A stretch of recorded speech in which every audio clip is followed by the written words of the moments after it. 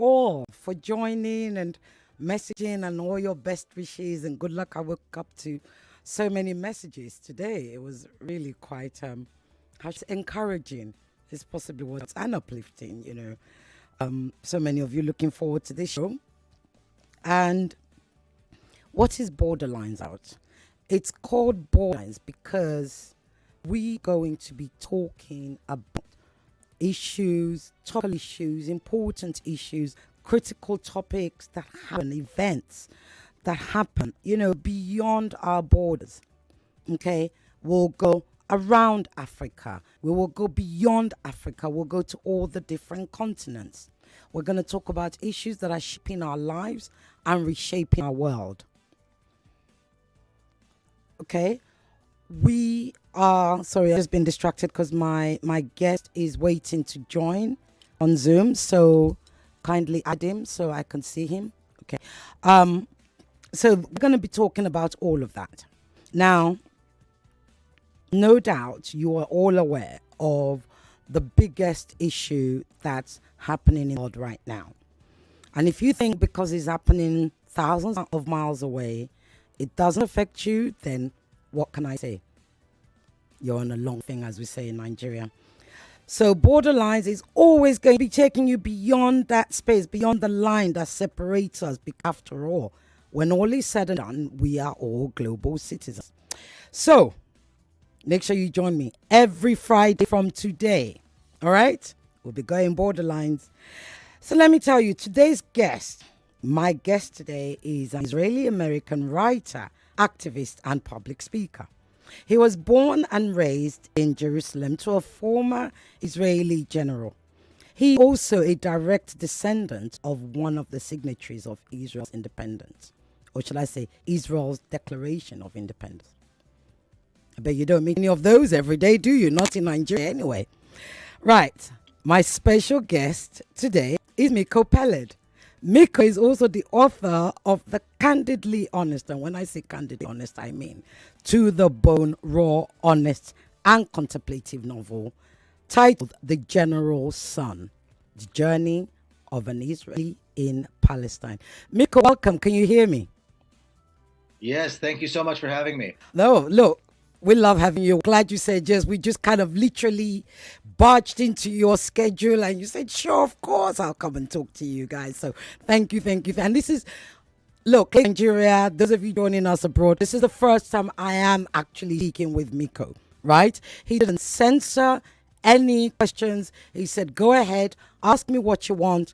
I'm ready to answer it. Okay? And as I said to you all earlier, you're going to need a piece of paper. You're going to be learning a whole lot. So, Miko, let me say this. You're son of the late Israeli army general, and he was a war hero, Miko Peled. Your grandfather was Abraham Cat Nelson, one of the signatories of Israel's Declaration of Independence. Let's start from the beginning. Tell me about the young Miko born in Israel into this big Zionist family protocol, and that was youth during those days. Tell me, what was Israel of your child like? I can see you're smiling. Thank you again for having me on the show. It's a pleasure to talk to people in Nigeria and elsewhere, I suppose. Well, when you grow up, when you're young, and Israel is a very, very militarized society. So when your father is a general, and particularly that generation of generals that my father belonged to, who were heroes of the establishment of the State of Israel in 1948 and so on, then of course you're proud, and then you find out that you have I never met my grandfather, but he was a signer of the Israeli Declaration of Independence. He was a leader in the Zionist movement. I had a great uncle who was the president, and so this was family, and the people, the extended family, were people who were key to establishing the State of Israel and also key to running it the first few decades. So of course you're very proud. You feel a sense of great pride in who you are and who your family is and so on. And there was no question in my mind that, this was a special family and this was a special country, and Zionism was a special ideology that, the whole mythology of Zionism was I'm learning from a book. I was raised in it. I got it from my mother's milk, if you will. And that was what it was like. That's what it was like growing up, a great sense of pride and belonging and so on. and a desire to serve as well, to serve the cause as well. Yeah, because you joined the special forces when you Yeah, grew but I up. mean, not necessarily just terribly as a soldier. Of course, I was Okay. key to participate in the army as well in the beginning. I regretted it later on, but also to participate in the you know, the states. He asked me this once. I was talking to some students, and they said, "What was it like?" And I thought, you know, the state was everything. The state was like and the state was Israel. It's very similar to, it was almost like fascist, really, because the state was everything. You need to work for the state. You need to help the state. You need to support the state. It was, in a way, it's very, very fascist kind of education. But that was everything. Of course, everybody wanted to be part of it and to contribute to it and so on. When the world talks about Israel and Palestine, they often talk about them as if they're two different countries. Are they? Well, I think you know where you're going with this question. So, you know, the subtitle of my book, the title of the book, the memoir, is The General Son. The subtitle is Journey of an Israeli in Palestine, and that forces that question. That forces an answer to that question. And existing as an Israeli. Okay, we seem to be having technical issues.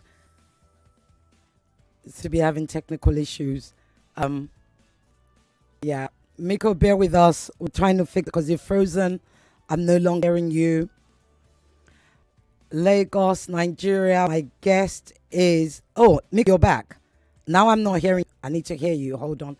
Can we fix Miko's volume, please? Miko, try talking to me again. I stopped hearing you. Okay, you're back. Yes. Yeah.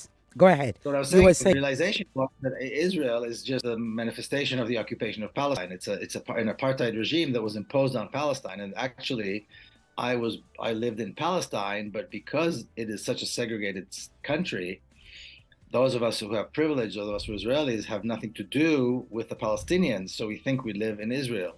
But really, Israel is the occupation, is the name that was given to the occupation of Palestine and the name that was given to the apartheid state or the apartheid regime that was imposed on Palestine in 1948. So it is one country. One day, in 1947, Palestinians woke up to learn that the country they knew, the country of their birth, the indigents of the land, was going to change forever. Tell us about that. Well, at the end of 1947, the United Nations passed a resolution calling the partition of Palestine. And they called it the partition of Palestine. And almost 60% of Palestine was going to be given to a small minority of immigrants who were the Jews that came and inhabited Palestine at the time. They were a minority, by far a minority to the Palestinians who lived there, Palestinian Arabs. And a smaller portion of the country was going to be left for the Palestinian Arabs to have their own state, which of course is an absurd proposition. Why would they agree to it? Who thought it was a good idea? I don't know. But what happened immediately the next day is that the Zionist forces, which we know today were nothing but glamorized terrorist organizations, immediately began a campaign of ethnic cleansing. Immediately, tens of thousands of Palestinians. By December, tens of thousands were already kicked out. Terrorist attacks by the Zionist forces were rampant all over the country. And within a year, almost 1 million Palestinians were forced out of their homes, and this new thing called the State of Israel had taken the place of Palestine, and there was the state now called the State of Israel. And what's interesting is that May 15 was the day that the state of 1948 was the day that Israel was established officially as a state. Mm-hmm. And from that day on, suddenly everybody started calling the place Israel, even though the Indians, the Africans, everybody that had anything to do with that country always called it Palestine, going back as far as anybody can remember. But suddenly from that day on, everybody was hit with a kind of amnesia and forgot that it was Palestine going back, and that was it. Nobody remembered that there was a Palestine, and everybody called it Israel. Prior to Balfour's 1917 declaration, if I take on yesterday, incidentally, was 106th year anniversary of that declaration. What was Israel like, or Palestine like, as a constitution? So religion as a society, the religion, the people. What was the constitution like?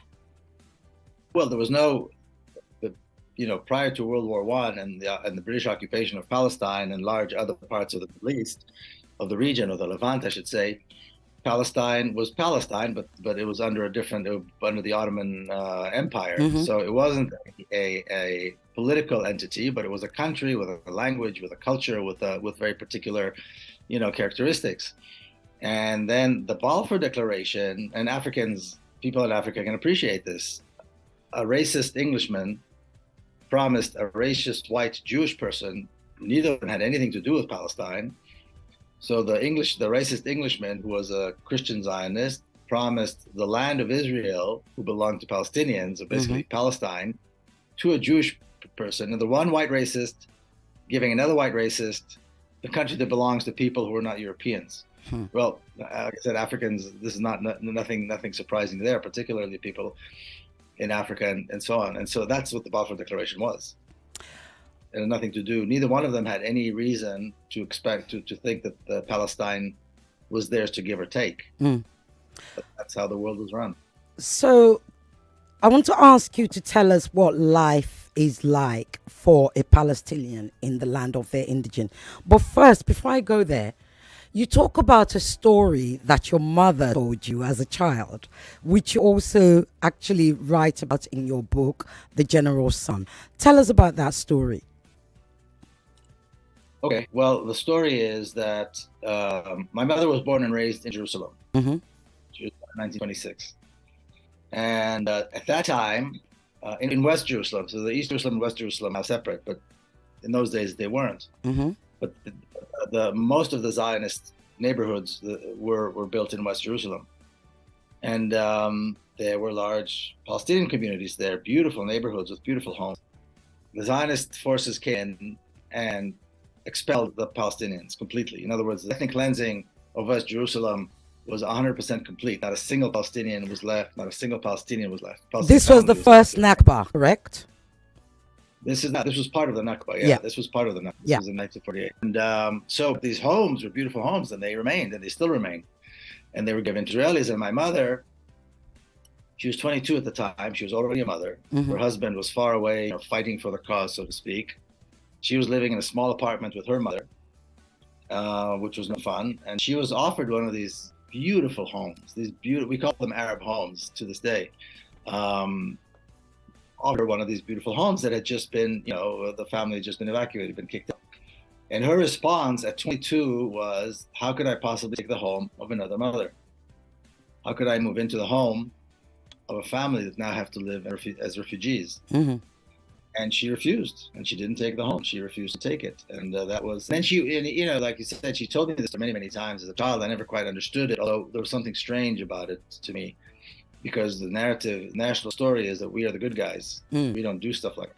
Yeah. And she described, and she remembers seeing this, because she lived in Jerusalem. She saw the looting. She saw trucks, and people take everything out of these beautiful homes. These were well-to-do families. These communities were well-to-do communities, highly educated, with libraries and everything was stolen, and the homes were emptied and given to Israeli families. So, I was always very proud of the fact that she did that. And then later on, I started writing the book, and I talked to her about this. We spent hours and hours talking about this. That's when I understood why her story presented a problem to me, because it contradicted the national narrative. Right. How could we have done something like that when we're the good guys, we're the good people in the story? Did other people, I'm assuming other families, lots of other families actually accepted those homes? Oh, of course, they're still in them. Till today? Of course. Yeah, the homes are still there. These beautiful houses, and people live them. Israeli families live there. Of course they do. Let me put two quotes to you.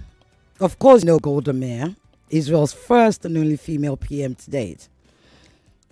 In Sunday Times on the 15th of June, 1969, and this was also verified in the Washington Post, Golda said, and I quote, "There were no such thing as Palestinians. When was there an independent Palestine people with a Palestinian state?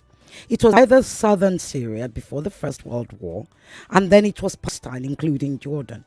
It was not as though there was a Palestinian people in the Palestine considering itself as a Palestinian people, and we came and threw them out and took them away from them. They did not exist."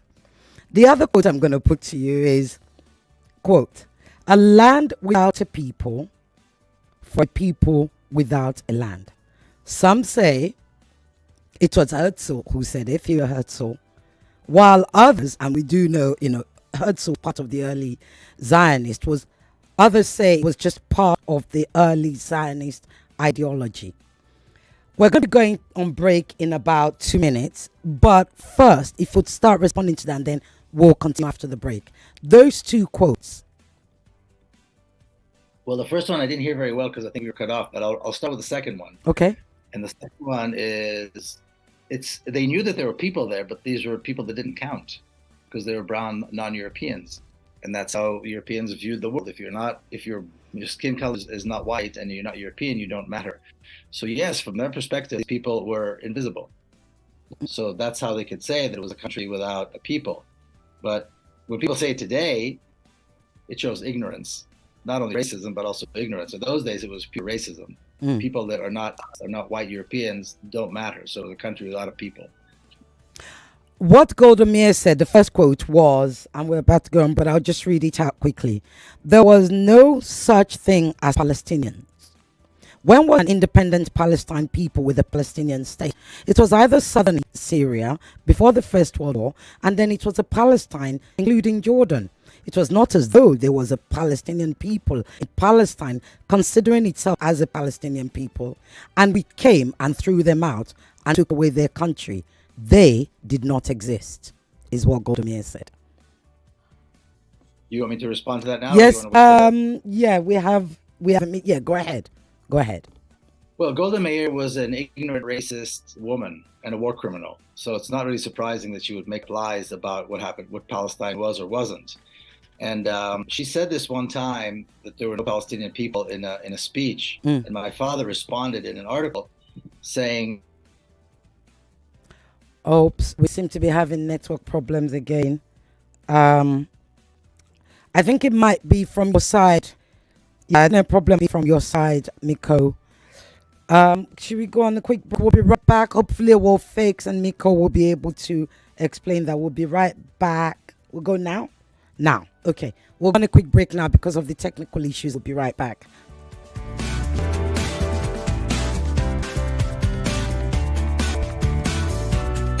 Nigeria's biggest conversation. President Muhammadu Buhari says the country cannot afford a fresh lockdown because Nigeria's economy is too fragile.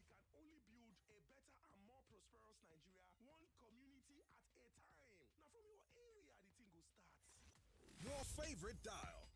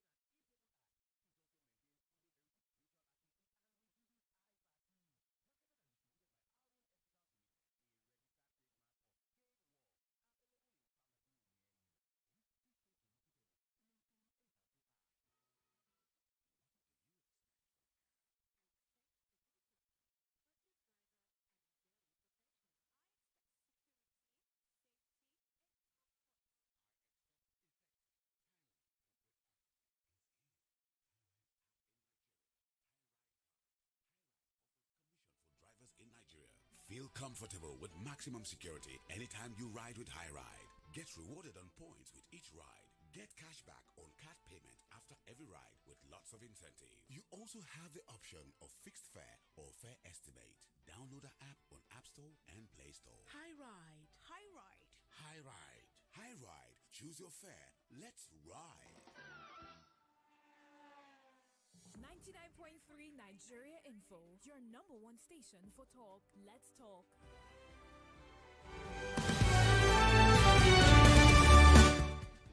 Okay, we're back, Lagos. You're on Borderlines. My guest is author, activist, and a public speaker. He's also an Israeli American. His name is Miko Peled. You must write down the title of his book, The General's Son. It's available on Amazon. You will want to buy it, I promise you. Like, literally, you need to read it. So, Mika, before we went on break, I think we were talking about Golda Meir. Is that correct? Yes, you mentioned a quote that she said something about no such thing as Palestinians, and I said she was an ignorant, racist war criminal, so it's not surprising that she would say... Why do you call her that? Huh? Why do you call her that?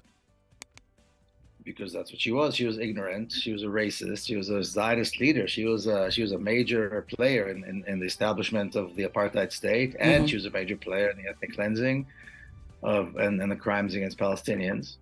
She held many positions in the state, and she was prime minister in the end.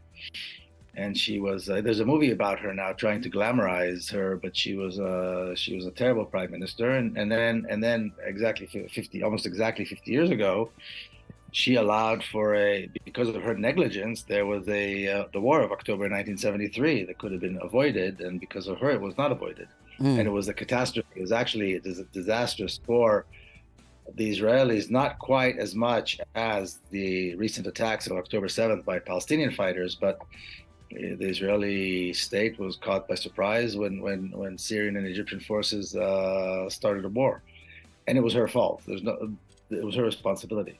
So that's what she was, and of course she was going to say that an entire nation does not exist. And again, in terms of racist Europeans, and again, this is not news for Africans, but for European settler colonizers and racists, people of color do not exist. Yeah. You also said your father wrote a response to her when she once said that? He wrote a response. He had a column. He was retired from the military by then, and he had a column in the Israeli paper. And he wrote, pointing out she was ignorant, and how could she say something like this? Because when she held all these positions throughout her career, and she met with officials, and she was the emissary to the United Nations. And he said, people talk about the Palestinian refugees all the time, and they call them the Palestinian refugees. So could it be that she'd never heard of them? Could it really be that she's that ignorant and out of touch that she had never heard of the Palestinians? Kind of making mocking her for that statement. But it's not surprising. These were ignorant, racist criminals. So that's how they talked. Lagos, you can watch us live on YouTube, Nigeria Info 99.3, and on Facebook, Twitter, Nigeria Info FM, Instagram, Nigeria Info FM Lagos. Our website is nigeriainfo.fm. I will be picking up your calls because I can see some of you are calling. You want to ask me a question, but come on. I've got to talk to him first. He's my guest. Come on, people. Okay, but when you're going to call, the number 0700 993 993 993, and the female-only line is 0146571190. WhatsApp 0809 597 5805. You can start sending your message on WhatsApp now. You that's calling, stop calling. Miko, what's the difference between Zionism and Jewish people? Most people don't know the difference. What is the difference, or is there a difference? Talk us through that. Well, Judaism is a religion. Zionism is a racist settler colonial ideology that produced a racist state called the State of Israel. So the two things could not be more different. The early Zionists were secular people. They created this ideology that was based on lies, that said that the Jewish people are not a religion, but a nation, that said that the Bible is not a book of faith, but a history book. And they said that Palestine belongs to Jewish people. So they built this mythology, this ideology on three basic lies. You know, Jewish people have nothing in common as a nation. The only thing that's in common for Jewish people is their faith. That's why you can have Jews who are dark-skinned and Jews who are Europeans, and you can have Jews who speak all the different languages and eat different foods. They don't have a common culture. They don't have a common language. They necessarily don't have any of the commonalities of a nation. But they are a religion. They're a faith. And to accuse Jewish people of being Zionists is anti-Semitic, because Zionism is a racist, violent, settler colonial ideology that produced an apartheid state. And again, Africans know very well about settler colonialism and apartheid. And so there couldn't be any bigger difference between Zionism and Judaism. The distance between these two could not be bigger, could not be more pronounced. And what the Zionists did, because they realized this, is from the very beginning, they started accusing Jews and non-Jews who rejected Zionism, and in the early days, almost all Jews rejected Zionism, as being somehow, you know, anti-Semitic or having some kind of fault in their own identity if they are Jews who rejected Zionism and so on. So they've been on this campaign for a very long time, trying to conflate these two. But I can see how it can be confusing, but the two could not be more different. Often we hear the right to return. What does that mean? So is that just something for Zionists, or does everybody who believes in Israel or the Jewish people believe that the right to return? What does it mean? And does it apply to the Palestinians as well? The right of return only applies to the Palestinians, because Palestinians were displaced starting in 1947, 48, and to this day, Palestinians are being constantly displaced from their homes and from their land. In 1948, throughout that period, when Israel was established, almost 1 million Palestinians were forcibly displaced from their land and from their home. And today we have almost 6 million Palestinian refugees in camps, never mind all the refugees that live in other countries that are not in camps. And so the right of return is enshrined in international law. It's enshrined in the United Nations resolutions. It's enshrined in just, basic morality. And so the right of return for Palestinians is a right that, and one of the things that needs to happen, I believe, is that as quickly as possible, mechanisms need to be put in place to allow for this this right to materialize, and for the refugees to be allowed and the Palestinians to be allowed to return to their homes and land. Now, I'll say one more thing. There's an excellent book called Palestinian Refugees in International Law. And it was co-written by Francesca Albanese, who is now the UN rapporteur for the occupied territories in Palestine. And in this book, she shows very clearly that not only is the right of return not diminishing with time, it is becoming stronger and stronger. Their case is stronger with time. And she also outlines everything that the Zionists stole when they took Palestine. We're talking about cities, entire cities, public domains, public spaces, parks, hospitals, schools, cars, produce from the fields, people's money. There was money in the banks. I mean, there was an entire population there, an entire country there, and they stole it all. And so it's a very important document, and I strongly recommend people look into it if they have any doubt about the Palestinians' right to return. Often certainly in Nigeria and, across the world, when people talk about the conflict, they talk about it in the context of a religious conflict. Is it a religious conflict, or is it a land conflict? Is it about land grabbing, or is it about one religion being superior to the other? There's nothing to do with religion. The Zionists are secular people. That has nothing to do with religion. They are. Can you just say that slowly? I just want my listeners to hear you. Zionists are what? Zionism is a secular ideology, and Zionists were secular people. They did not want to have anything to do with religion, not even their own religion. They turned away from it completely. And Palestinians have a multitude of religions. Some are, historically, some are, the majority are Muslims, but some are Christians, and some are different types of Christians, different denominations of Christians. And initially, they're also Zionists. They're also Palestinian Jews who lived in Palestine, a minority, but they're Palestinian Jews. Mm-hmm. So it can't be a religious issue because it's not about religion. It's about an ideology, like I said earlier, of racism and settler colonialism that has taken over Palestine and established an apartheid state. It has absolutely nothing to do with religious differences. You once talked about, I think the quote, if I remember rightly, you said, Israel is not espousing Jewish values. Tell us about Jewish values. Again, these are some of the things that people don't know about because they hear from Netanyahu. They see the conflict. But because they've got the religion mixed up with the people, with the Zionists, what are Jewish values? Well, the two things that stand out are, the two of the Ten Commandments, which say, do not murder and do not steal. Mm-hmm. And Zionists have been murdering and stealing from the very beginning. Mm-hmm. So, right there, that's really all we have to say. It's very easy to answer that. The state of Israel, which I believe does not represent Jews, but calls itself a Jewish state, self-proclaimed Jewish state, is engaged in what I believe is genocidal policies and in massive theft of land.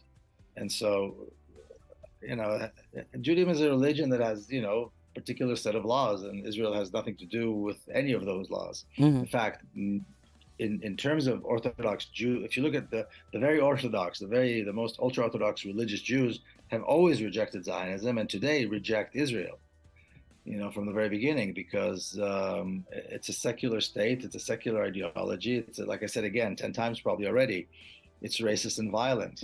It's engaged in stealing and murder. And look at what's been going on the last few weeks in Gaza. There's a mass murder of innocent civilians. Yes, we're going to be talking about that. Let me take you back to your father. This is a quote from you. You said, "My dad was the strongest, loudest, rudest of all the young generals who was pushing for war." I think in 1967. Yet, Yes. by the time of your father's death, he became a strong and vocal campaigner of pro-Palestinian freedom and independence and self-determination. What led to his change of mind? He didn't change his mind. Okay. He believed that after the 1967 war, which was really a massive assault by Israel against its neighbors, an unprovoked, unjustifiable assault, massive assault by the Israeli army against its neighbors, he believed that Israel established itself and that now it can afford to make peace. And the idea of peace that he prescribed to, Go ahead. Keep going. It's an idea that's basically a Zionist idea, which says that that Israel should remain on the vast majority of Palestine, and a small portion of Palestine that is determined by Israel would be allocated for the Palestinians for some kind of a limited statehood. Well, he said this immediately after the war, still in uniform. And everybody looked around at him and said, "Well, you're out of your mind. We just got land. We got all our land. Why would we give anybody self-determination that wasn't Jewish?" They didn't see the logic in what he was saying. Mm-hmm. And he said, "Look, don't do this, then we are going to, the whole idea of a Jewish state and on and on and on, it's not going to happen because there will be an Arab majority, a Palestinian majority, and we will be clearly unable to manage it." And he was right, of course. But the problem is that no compromises in Zionism. Zionism is a zero-sum game. The Zionists believe that that Palestine is the land of Israel and therefore belongs to the Jewish people. So it doesn't belong to the state of Israel and to Israeli citizens. It belongs to the Jewish people all around the world. And Palestinians are mere invaders that need to be kicked out. So obviously it didn't work, and he dedicated his life to helping Palestinians in as much as he could within that framework. But again, Zionism, you have to either reject, like any form of racism, you either reject or accept it. You can't expect it to compromise. There's no compromise in racism. You're either a racist or you're not racist. There's no gray area. and Zionism is a racist ideology. So the whole idea of a two-state, that's why the whole idea of a two-state solution could never materialize. It was bound to fail from the very beginning. We're going to be talking about that because I know you have a specific idea on what you think the solution is, right? This is radio. Yes. We're going on a break in about 30 seconds. You can watch us live on YouTube and on Facebook. Don't message me. Watch us live on YouTube and on Facebook. And you can send your messages ahead before I start your messages on 0809 597 5805. Miko Peled is an author. He's an activist. In fact, he's a peace activist. Yes, you might not think so as you're hearing him now. Actually, that's what he's about. Happy snooze. I beg to differ. The big tournament is back.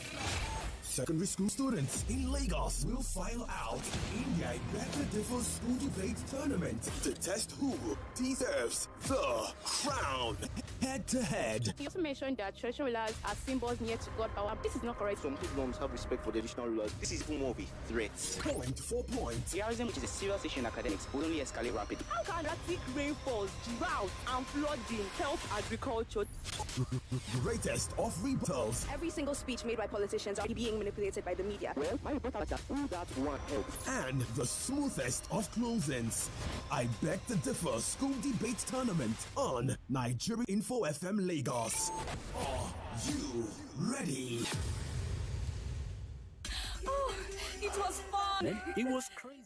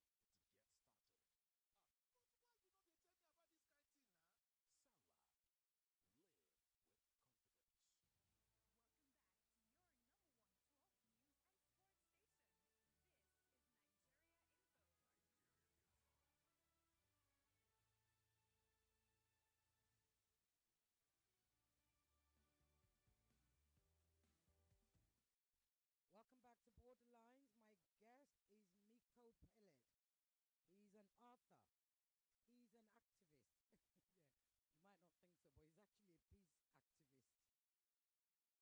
an activist. Yeah, you might not think so, but he's actually a peace activist. You have to keep listening.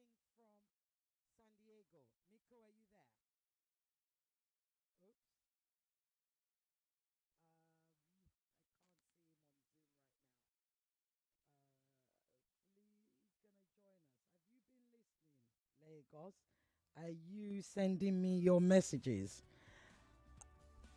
Send your questions in advance because it will be faster for me to take the questions from WhatsApp, to be honest with you. 0809 597 5805. If you are not watching, you should be. I'm even wearing red lipstick. YouTube, Nigeria Info 99.3, and Facebook. On Twitter, we're Nigeria Info FM. Instagram, Nigeria Info FM Lagos. Have we got the news right now? Okay, we'll be back after these news headlines.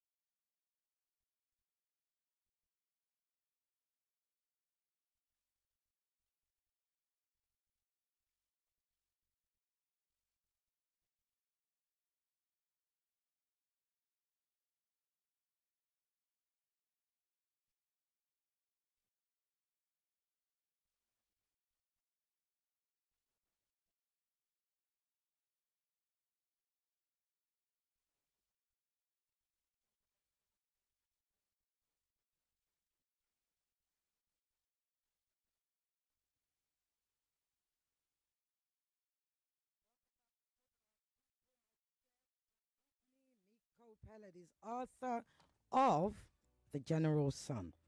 Miko, Nelson Mandela in 1997, and I know you've talked about it. We know too that freedom is incomplete without the freedom of Palestinians. He said this after his visit, his Middle East tour, when he went to Israel and Palestine. He also announced that the support of the two-state solution. Now, he went on to say, choose peace rather than confrontation, except in cases where we cannot proceed, or we cannot move forward. Then if the only alternative is violence, we will use violence. Is that where we are today? Well, It's a tough one. I wouldn't characterize what Palestinians doing right now as violence. I think the violence that's being perpetrated is perpetrated, by far, but mostly by Israel. And from time to time, Palestinians engage in active armed resistance, but it's those instances are quite rare compared to the rest of the Palestinian resistance, which is unarmed. And considering, if we're going to talk about enormous amounts of violence, then the conversation should be about Israel, not about the Palestinian use of armed resistance from time to time. So, and Nelson Mandela, that was his policy. We know that the ANC had a military wing that according to the West, was engaged in terrorism. According to others, was engaged in legitimate freedom.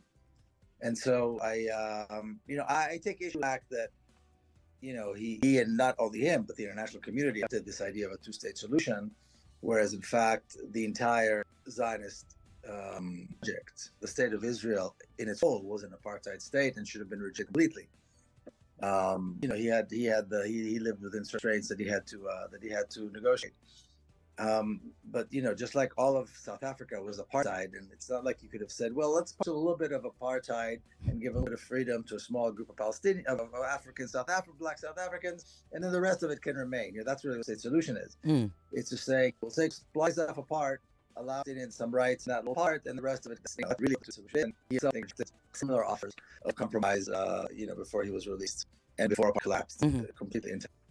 That's where we are today. We're at a place where Palestinians on October the 7th engaged in acts of resistance out of this. The Palestinian fighters came out of the poorest, most depressed place on earth almost, and managed to completely paralyze the state of Israel. I mean, completely paralyze the state of Israel for weeks.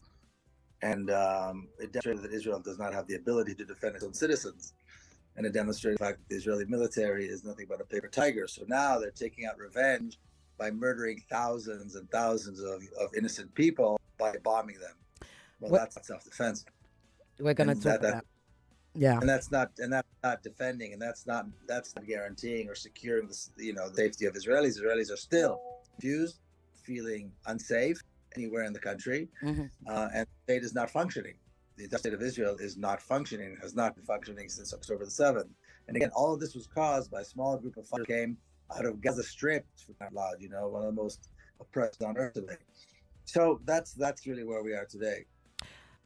I'm glad you mentioned October 7th, and you mentioned the loss and the amount of people that are being killed now since October 7th in Gaza, in the occupied West Bank, Palestinians. But prior to that, of course, on October 7th, Hamas attacked Israel and reportedly killed 1,400 Israelis and took around 250 hostage.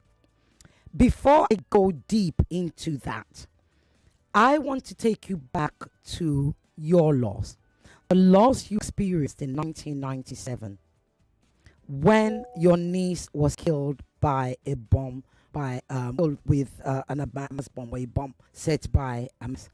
How did that affect you, your mindset, and the exceptionality of your sister, whose daughter was actually killed, and the things that are, the steps and the response and the narrative that her and her husband said to the to Israeli government officials who were kind of asking her for a statement?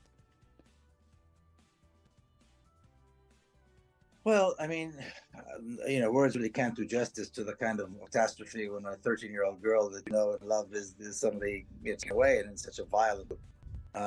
whether the Palestinians or the Hamas are doing other things in Israel. The Palestinians and Palestinians engaged in such a violence should give us pause for a moment. We need to pause and talk about that. Three young Palestinians, three young people come out and take away their own lives and take the lives of others around them. This is we've grown accustomed to talk about these things and then move on. And I'm saying no, we're not going to move on. We need to look at the details, and we need to look closely at what happened there and what it represents. And what my sister said, because she was asked about retaliation and so on. She said, first of all, no real mother would want to see this happen to another mother. We'll talk to me about people as a response to the death of a child. And then she and her husband pointed at the Israeli government, the Prime Minister Netanyahu, the same war criminal who's president today. And they said the Israeli government is responsible for our daughter's death, just as it is responsible for the death of countless Palestinians, because when you maintain a brutal regime against another people and kill them, and you take away their children, and you arrest and detain their family members, and on, this is what's going to happen. What do we expect? And that's precisely what happened on October 7th. What do we expect? The Palestinians will not, the oppressed people, the bruised people are being brutalized. It's not just oppressed. The word oppressed doesn't even begin to, I think, describe the brutality of what Palestinians are. And they will not rise from time to arms is absurd. This won't happen. That was her statement, and that was her stance at the time, and I believe it's the right to see this. We have to put this in context. As painful and as horrible as it is, it cannot be taken away from the political context of what Israel represents and what Israel is doing, and what all of us as Israel. We served in the military. We enjoyed the fruits of the war. We lived as privileged people across the street sometimes from people who had no water, no access to water, no freedom, never mind access to the basic most freedoms, the basic most rights that we take that Israelis took for granted. Yes, of course, it's very, very painful, and would have hoped that if people had paid attention then, all these years ago, all the deaths that have been taking place since then would not have happened. But that's what took place. The world still continues to support Israel and allow Israel to continue to brutalize Palestinians, and here we are today, and it's happening as we speak. Who is Hamas? Who are they? Who is Group Hamas? We know they're democratically elected. I believe they're political party. They were elected in Gaza. But who is the group Hamas? Founded by Mohammed Yassin. Who are they? Ahmed Yassin. Yes, well, Hamas was a resistance organization. It's a resistance movement that has a political wing and a military wing, which is like all resistance organizations have. They were established in 1987, 88 during the first Palestinian uprising, what's known as the First Intifada. And they've been operating ever since. And the problem has never been Palestinian resistance. The problem has been the brutalizing and oppression of Palestinians by Israel, because obviously that produces resistance. So blaming Hamas or blaming any Palestinian resistance for doing what they're supposed to do, which is resist and fight for the freedom of people, is nonsense. If you want to find fault, let's find fault in the occupier, in the aggressor. And that they've been ever since. And then from 2006, 2007, they have been cut off, and they have been controlling, governing to the best of their abilities under very difficult conditions. The Gaza Strip, where we almost have 2.5 million people who are imprisoned basically in this small area. That's what Hamas is. That was going to be my next question. Why is the Gaza Strip so densely populated? I understand there are 97% or 79% of those who live in Gaza are refugees. So the Gaza Strip was established in around the late 1949, 1950. It was as a strip. I mean, it has no geographical, boundaries or natural boundaries. It was somebody sat with a piece of paper and created it. And the city of Gaza is, of course, the largest city there, an ancient historic city that has an incredible history. And they needed a place in which to herd the hundreds of thousands of Palestinians that were thrown out of their homes, particularly in the southern part of Palestine. And so Gaza was known for its beauty, known for its culture, it was known for its churches and mosques, it was known for universities and so on. It was known for its wonderful citrus and the smell of citrus in summer, and so forth. The citrus blossom. It's a fishing of great, known for seafood and so on. And suddenly it became a place of poverty and overcrowdedness and resistance, among other things. And this was because of Israel. Israel took this place that was really quite paradise and turned it into a humanitarian catastrophe way back then. Humanitarian catastrophe already way back then. This is not new. And that's why it's crowded. I mean, these refugees have nowhere to go. And the vast majority of the population in Gaza, over 55% are children. They're under the age of 18. You know, it's basically a population of children who are refugees and are not permitted to go back to their homes. Their homes, their lands, their rights, their water are on the other side of the fence. But they've been enclosed in this prison since 2007, 2006, 2007. And Israel has been bombing and killing and committing horrific acts of brutality and massacres against the people of Gaza. As soon as the Gaza Strip was established, they would go in there with commando units and massacre civilians.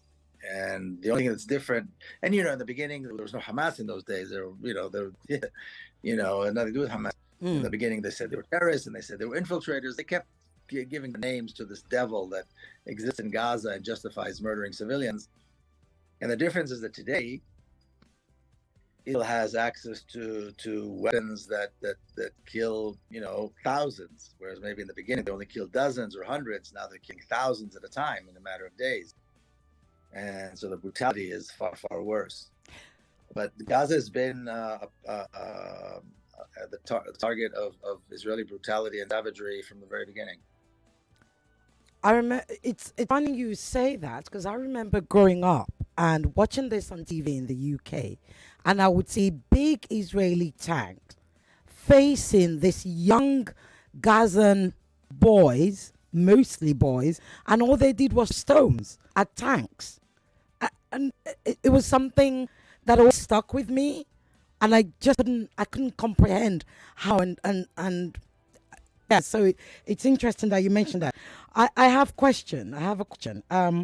This is from Nakba from Ajegunle. Nakba said, my question to Miko is that was he or even his family or his family members at any time was he or even his family members at any point come under fire from Israeli government because of their own conviction on this conflict? I believe you said he's an Israeli. That's good from Ajegunle. That's one question. I've got questions coming in. And because we don't have much time, I'm going to try and throw as many to you as possible.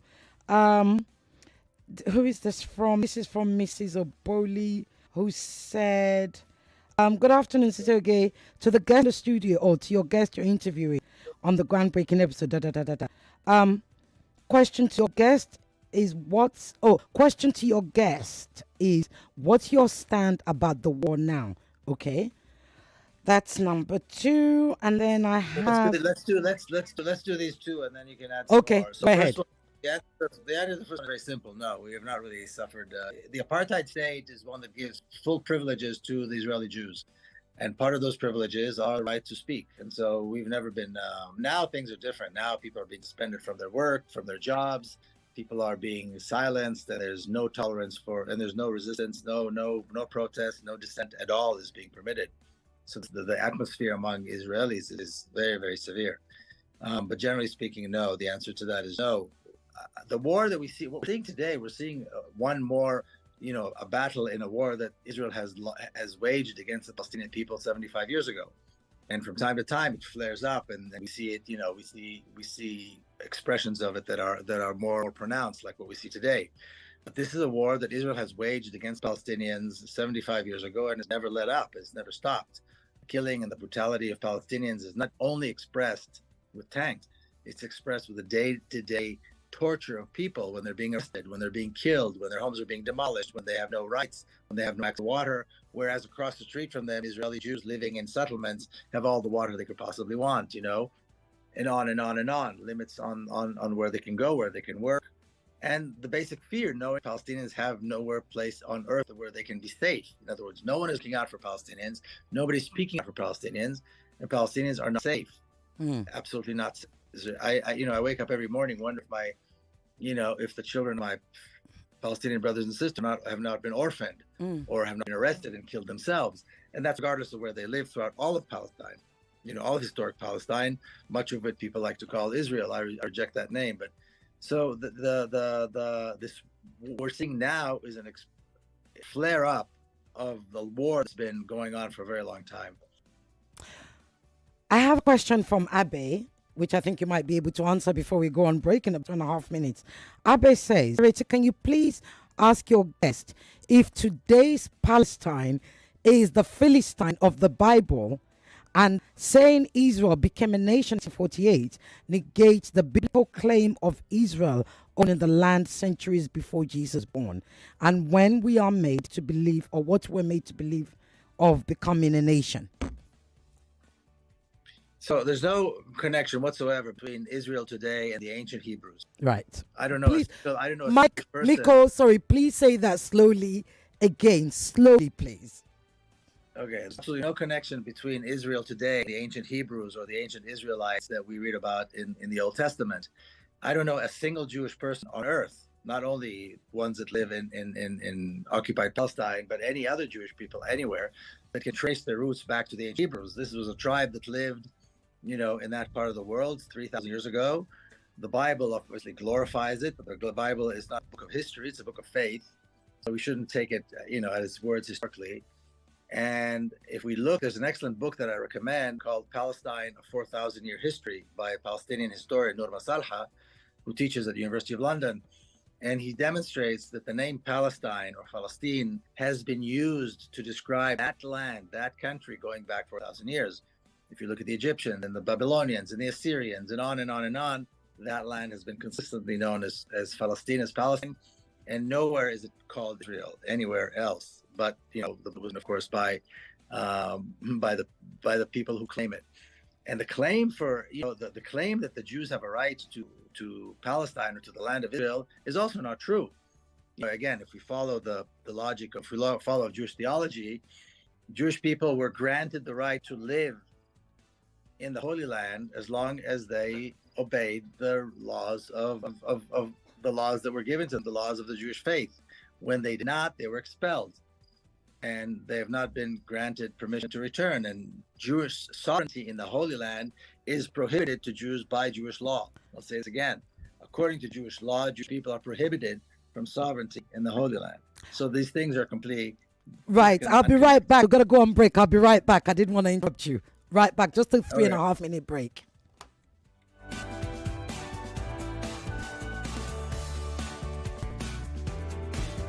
Are you a designer? Do you love football?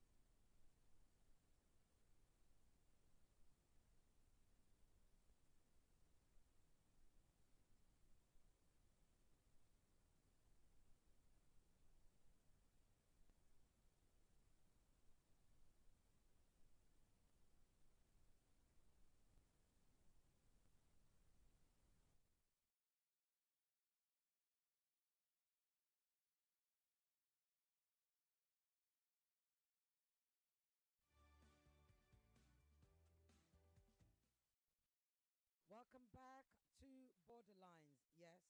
The advert went on a bit longer than expected. Um, I've got questions. I think I read a question to you earlier.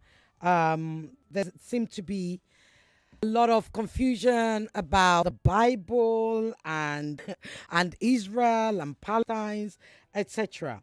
Now, I have a question here, and I'm gonna read it out very slowly. Hello, I'm Raymond, and today I am utterly disappointed in Ireti Bakare-Yusuf and Nigeria Info altogether, and the guest for all the misinformation you have spread concerning Israel-Palestine conflict. I thought I'd leave you, the experts, to respond to that.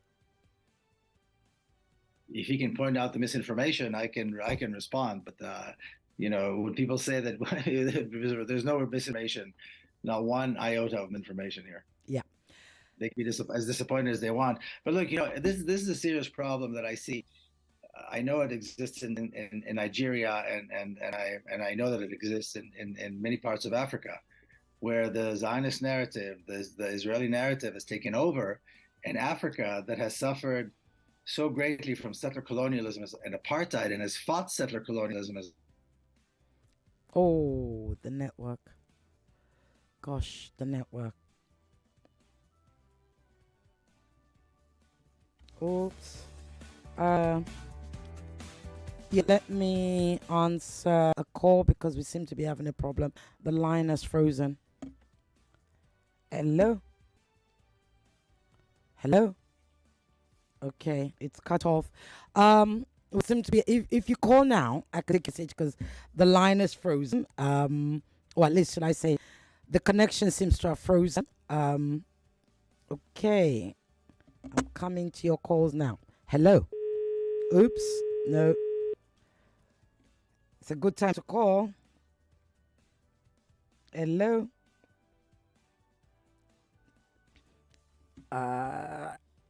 Hello.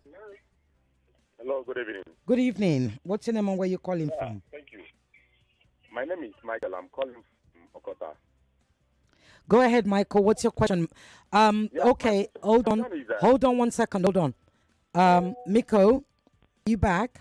I think I can see you. Hold on. Miko is back. I want him to be able to hear you. Sorry, I had to pick up calls whilst the network was, whilst the Zoom froze. Yeah. Go ahead. Ask your question, please. Actually now? Yes. Okay, yeah.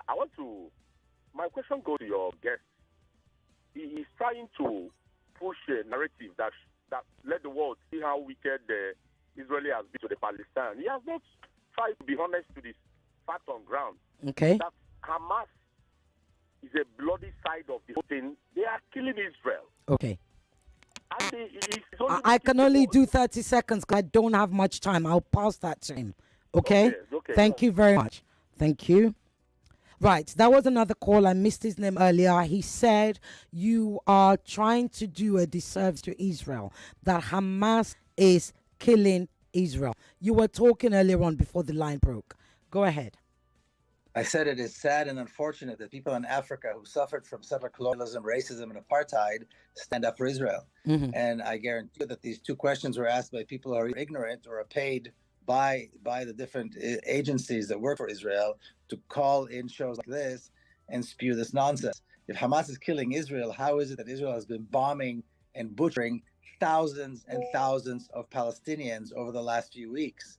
How can anybody in their right mind say that Hamas is killing Israel? It's absolute nonsense. It's absolute nonsense. Like accusing Black Africans of being guilty of the settler colonialism or being guilty of apartheid. It's an absolute campaign of misinformation.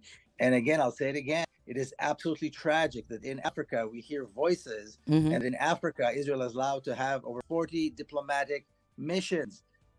Who trained Mobutu in the Congo? Who trained Idi Amin? Who supported apartheid in South Africa? And on and on and on. How could anybody in Africa allow the state of Israel to have any kind of support in the African continent, a country that suffers and continue to suffer from Israeli brutality, even though it's not directly military? And so these people are either paid or they're ignorant. It's complete nonsense. Thank you.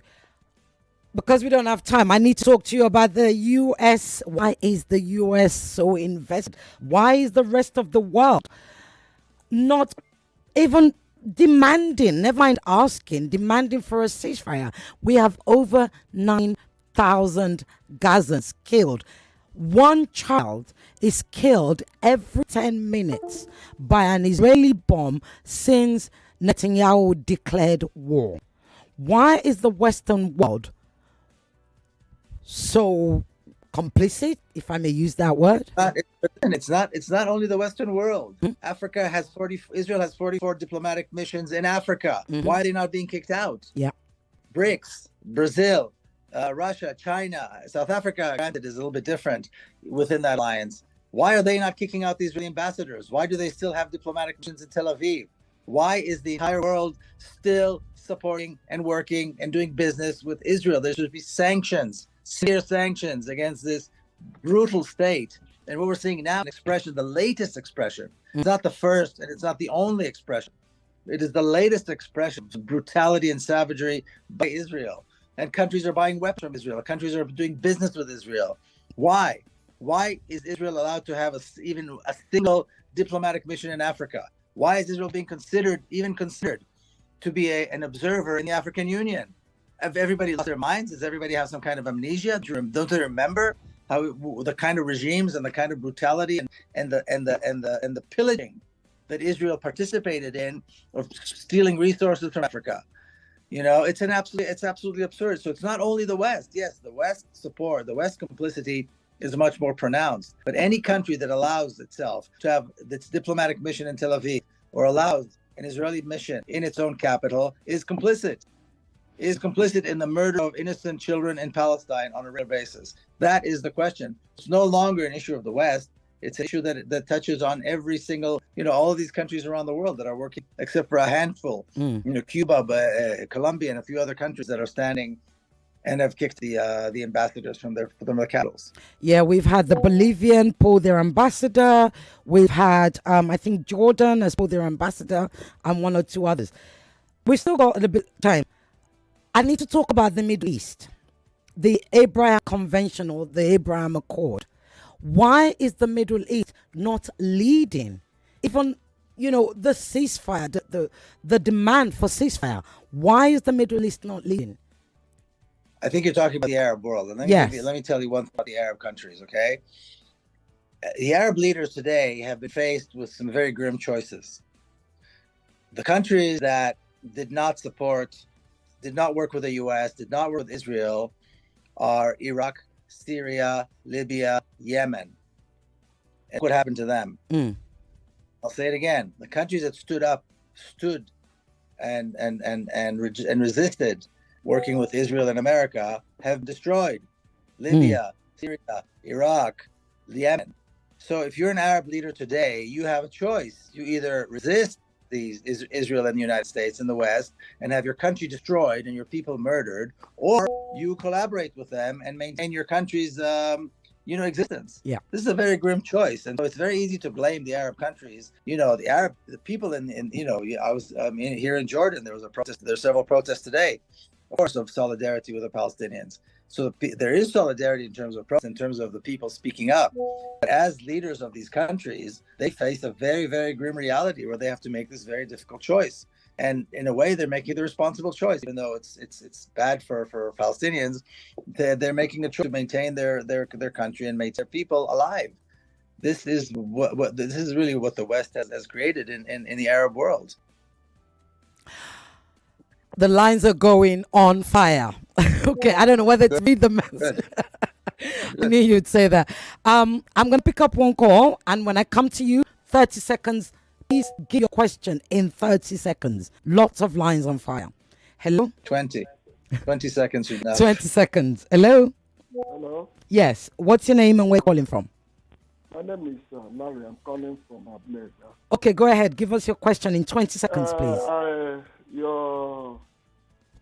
Our brother is saying that everybody that is talking from Africa, the majority of all are talking nonsense. No problem. But I want to ask him, all the people that they are killing in Nigeria, What have his people said concerning them? What is the what? A lot of people are murdered in this country. Some people are being pressed down. Mm-hmm. Some people are being Yeah, but what is the, hold on.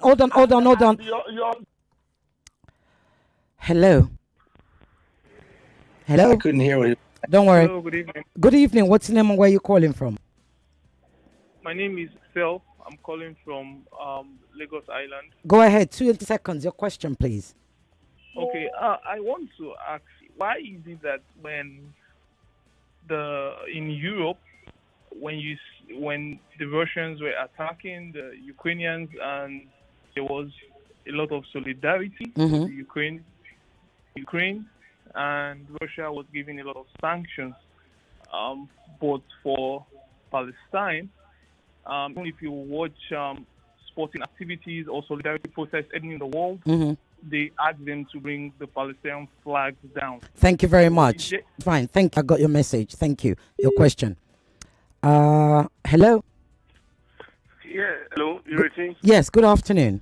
Yeah, afternoon. Baba J on the line. Baba J, go ahead. You have 20 seconds, please. Quickly, I, for one, I don't like killing, especially watching children brutally murdered. And the question I'm going to ask, this present war, I was made to understand Hamas was the one that started the war.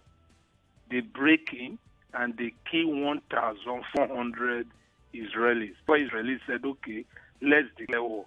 In as much you kill our children, our women, and you kidnap most of us, we are going to bring Gaza down.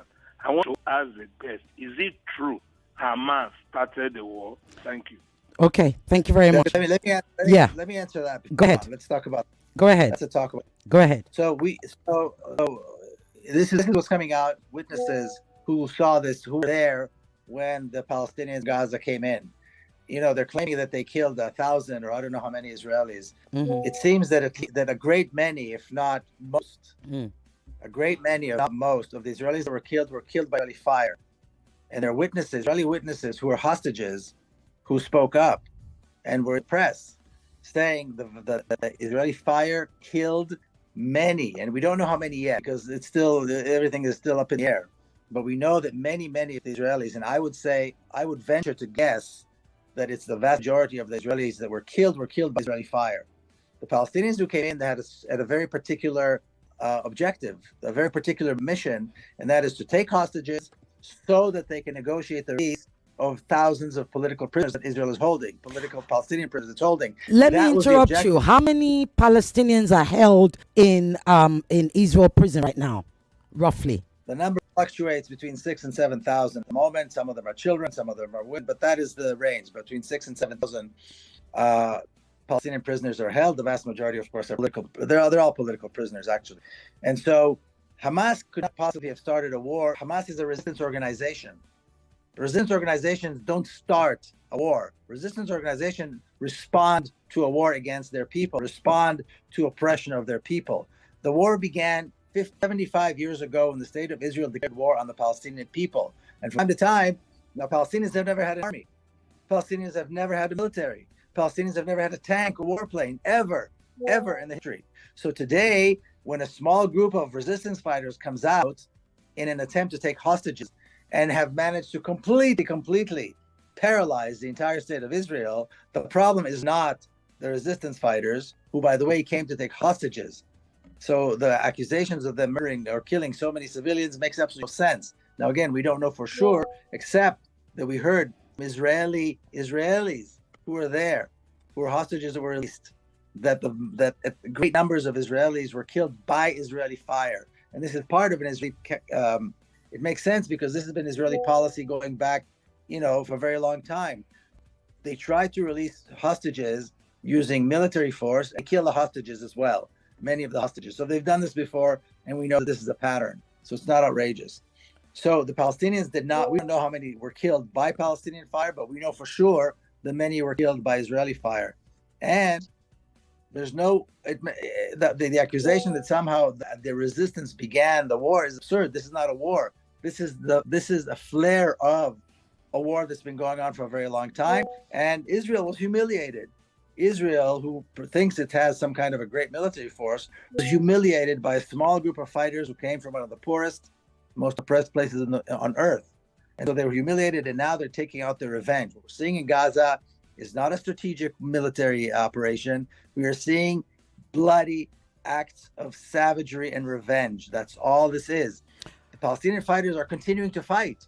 The Israeli military is still being killed by the Palestinian military during the battles taking place in Gaza. So the fact that they're killing thousands of civilians is not impacting the ability of the Palestinian fighters to continue to fight. They're still fighting right now. The murder of civilians is not a strategy to defend anyone. It's a act of brutal revenge. That's it. By humiliated military force, which is the state of Israel.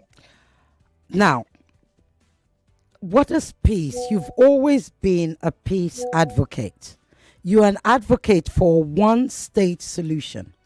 But given what we are seeing today, given the death on both sides, but mostly on the side of the Palestinians, the death of children, women, cancer patients who are not able to get treatment, pregnant women, doctors who are standing in duty and watching their children be rolled in, and all the chaos, atrocities and pain that we see.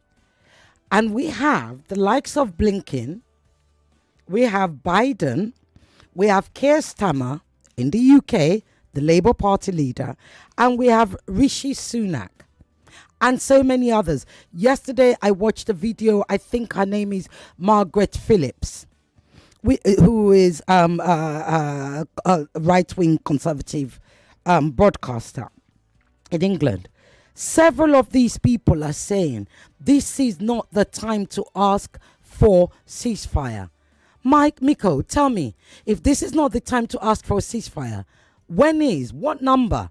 What number? How many more have to die before we demand, never mind ask, for a ceasefire? Well, because it's not their children being killed, they don't care about the ceasefire. That's basically what this is. These are Palestinian children, Palestinian people being killed, and they don't care about that because they're Palestinians, and Palestinian life has no value.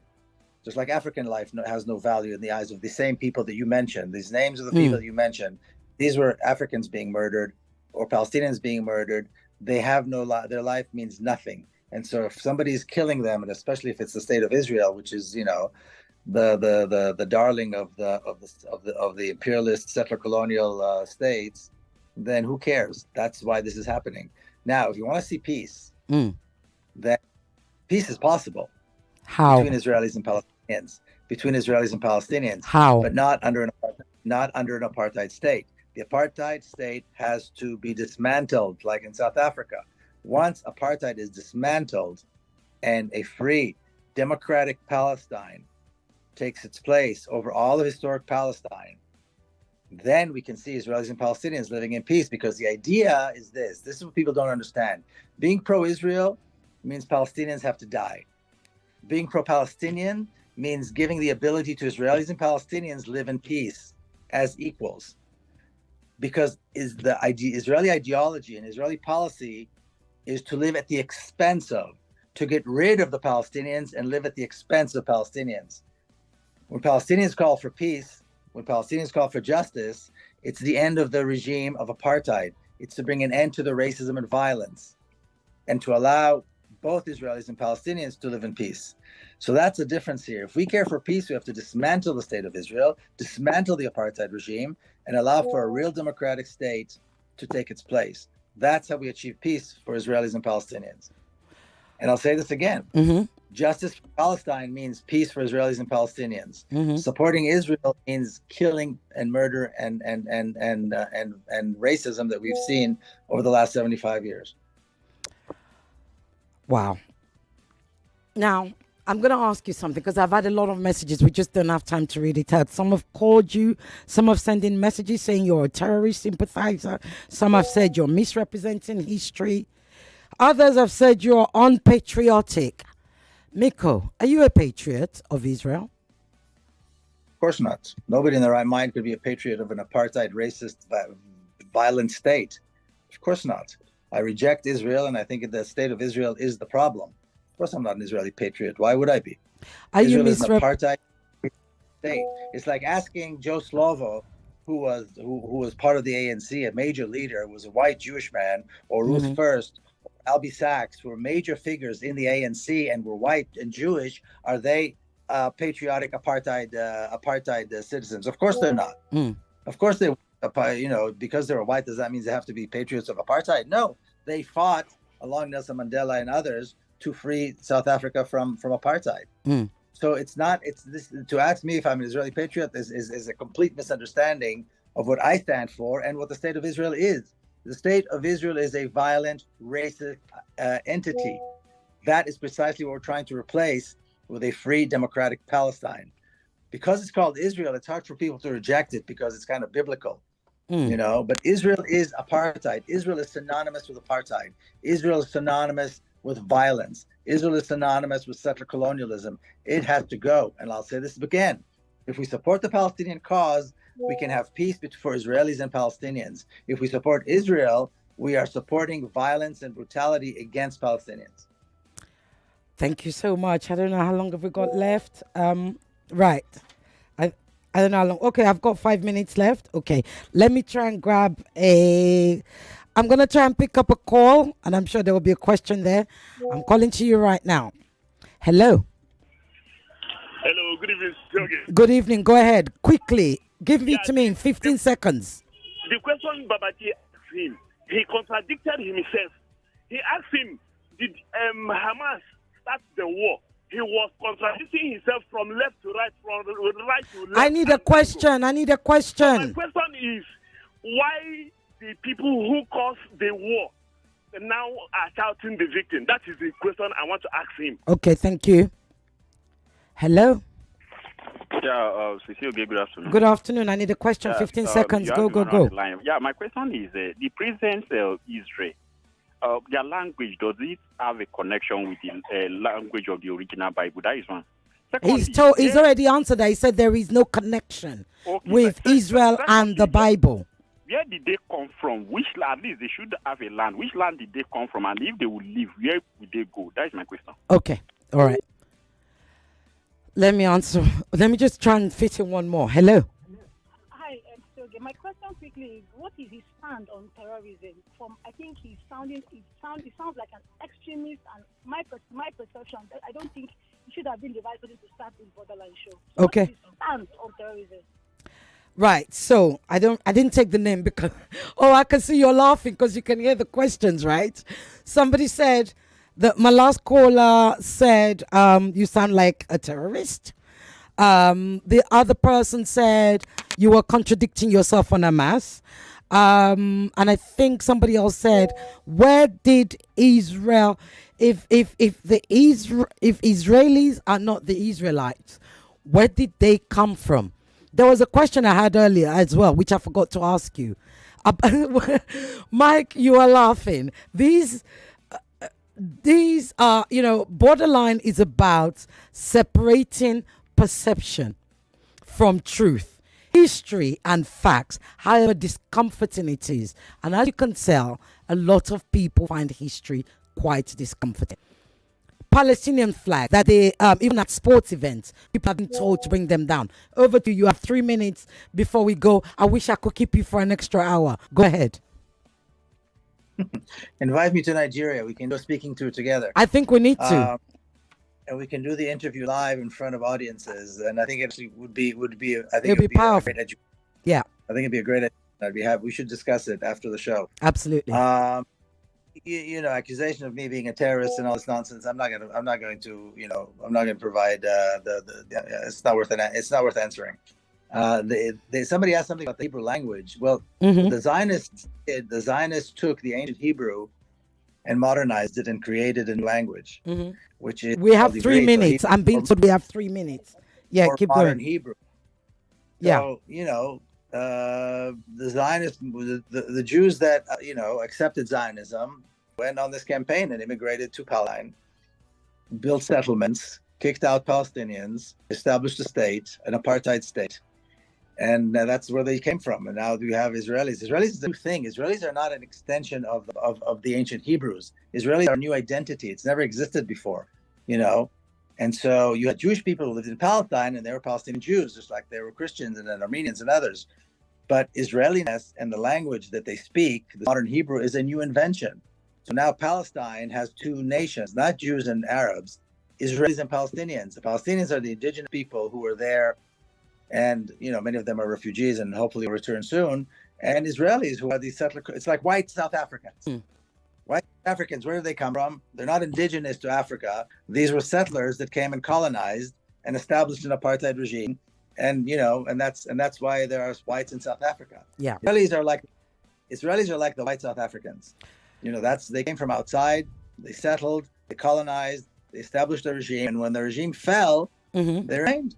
And that's the equivalent. Thank you so much, Miko. We've run out of time. Literally, we've run out of time. But look, you're my first guest on Borderlines. I'm grateful for you giving up the time. We booked you for an hour. You gave me 2 hours. I am most thank you. Thank you for educating us. Thank you for taking us through the story of your life. You know, the story, the history of Palestine and Israel, and sharing the truth, candid honesty with us. Thank you. It's been a pleasure. Thank you. I will be in touch. Lagos, those of you who are saying, how do you get to listen? Go on our YouTube. This is on YouTube. You can go and listen. If he's contradicted himself, I think you must have not heard him properly. Go on our YouTube, Nigeria Info 99.3, and Facebook. You will find it there. That is the end of my first edition, the debut, maiden of Borderlines. The truth is not meant to be comfortable. The truth is not meant to be applauded. History is history, because if we don't learn from the past, how do we continue to go forward? You don't have to like what history is. You don't have to like what the truth is. But you can't argue with facts. If you don't like it, go Google it. She's your auntie. My name is Ireti Bakare. I am out of here. Until next Friday, I will have another guest with me on Borderlines. And you can argue with him then. Thank you. Have a good weekend. Bye-bye. Nigeria's biggest conversation. President Muhammadu Buhari says the country cannot afford a fresh lockdown because Nigeria's economy is 99.3 Nigeria Info. We are more than just radio. Subscribe to our YouTube channel at Nigeria Info FM. Check us out on Facebook at Nigeria Info 99.3. Follow us on Twitter at Nigeria Info FM and on Instagram at Nigeria Info FM Lagos for live updates as it